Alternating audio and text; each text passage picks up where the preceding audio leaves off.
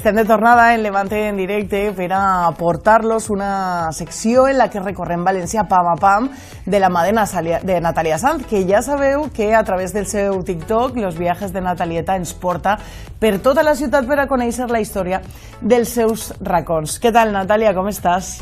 Què tal? Bé. I tu què tal? Què ens vas aportar avui? Què és el que anem a conèixer avui de la ciutat?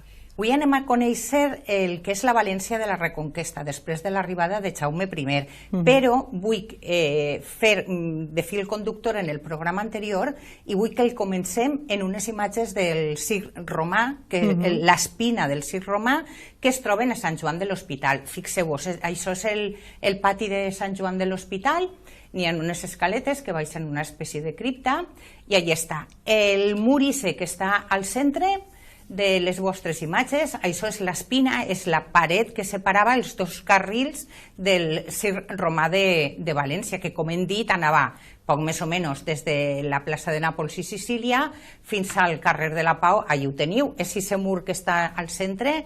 Ahir, en Sant Joan de l'Hospital, si visiteu l'església, podeu accedir després al pati i trobareu aquestes restes que són molt significatives de la ciutat de València. Tenim així una miqueta el fil conductor en el programa anterior i entrem en matèria ja. Entrem en matèria perquè, el 9 d'octubre de 1238, de 1900 dic jo, que loca, de 1238, Jaume I va fer la seva entrada a la ciutat de València. Correcte.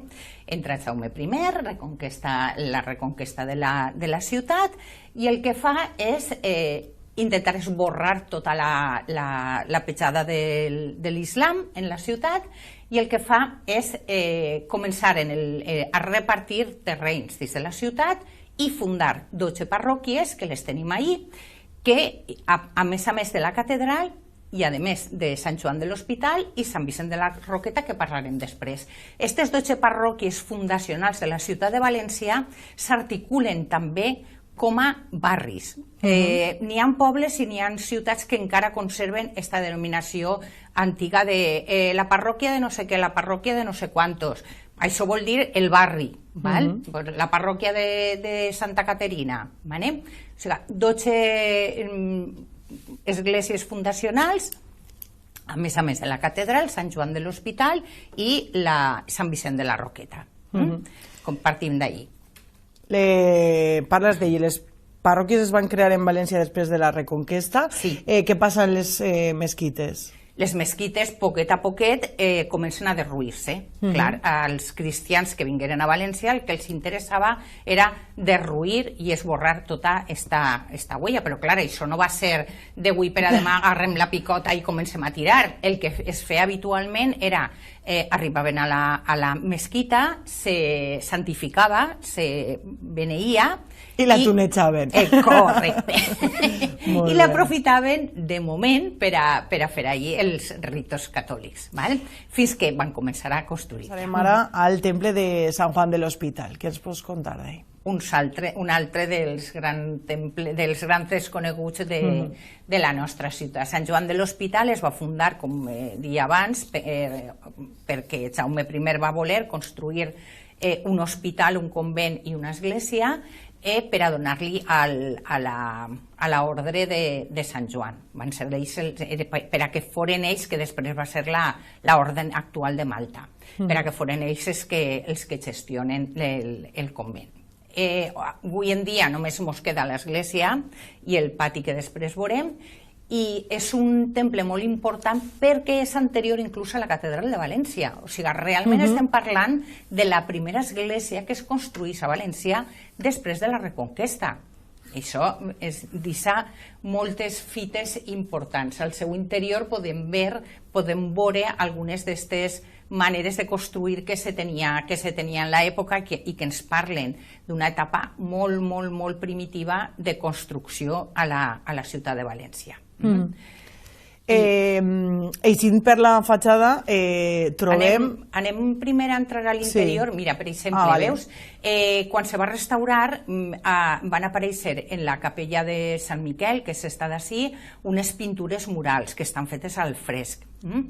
són unes pintures de les que no es coneix el seu programa complet perquè, com veus, la majoria estan desaparegudes, però, torno a repetir, són les pintures més primitives murals que es conserven a la ciutat de València. És a dir, són super importants i hem de donar gràcies que Sant Joan ha tingut la sensibilitat, els seus rectors han tingut la sensibilitat de conservar-la.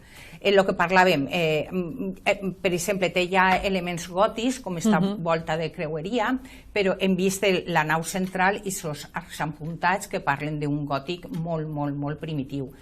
I torno a repetir que Sant Joan té entres i té ambient i te fa entrar en el gòtic i es conserven també alguns retaules prou importants, hi ha restes de retaules que hi havia a l'església i si teniu oportunitat jo vos recomano que aneu a visitar-la perquè realment és una església molt, molt, molt interessant. No entenc, Natàlia, com estos llocs dels que estem parlant, i tu ho has dit, són grans desconeguts en la ciutat de València, no me cap en el cap. Sí, a mi tampoc. A veure, puc entendre que Sant Vicent de la Roqueta, pues a lo millor quede fora del, diguéssim, el centre de València, bé, però és que estem parlant de Sant Vicent Màrtir, és que és una figura molt important dins de la història de València. Entonces...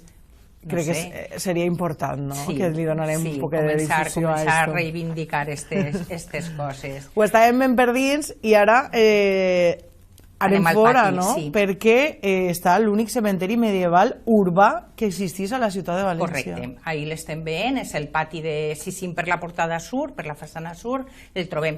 I tenim la primera mostra d'art gòtic de la ciutat de València, que és esta capella. Esta capella a l'aire lliure, que veiem així, és on diuen que el rei Jaume I anava a escoltar missa quan estava a València. I ahí tenem el cementeri urbà. En terra s'enterraven la gent que no tenia diners i ahí dins d'esos arcosolios, se diuen així, d'estes xicotetes capelletes, ahí s'enterrava la gent que tenia diners. Conten que ahí es van enterrar els que vingueren en Jaume I a fer la reconquesta, després també n'hi ha gent de gremis i n'hi ha gent de diners. Ahí trobem les creus, per exemple, de l'ordre que estava gestionant tot este complexe i, com dic, visiteu-la perquè és molt interessant i té moltíssimes coses per a veure. Segur que a casa han pres bona nota.